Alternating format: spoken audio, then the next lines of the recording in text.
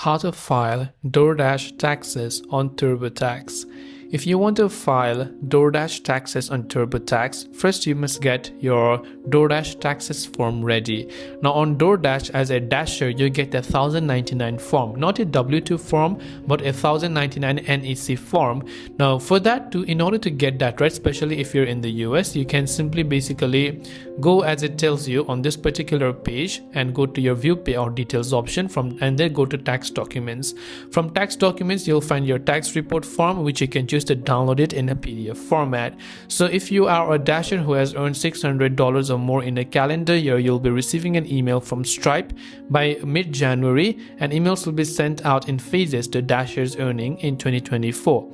So basically, you must get your tax form ready. Now once you've downloaded your tax form, you can just log into turbotax.com, and here you can go to documents.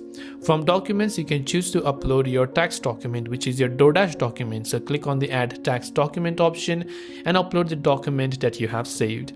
So I hope this video helped you out. If you have got any further questions, do feel free to leave them down below. Thank you for watching and see you soon in the next video.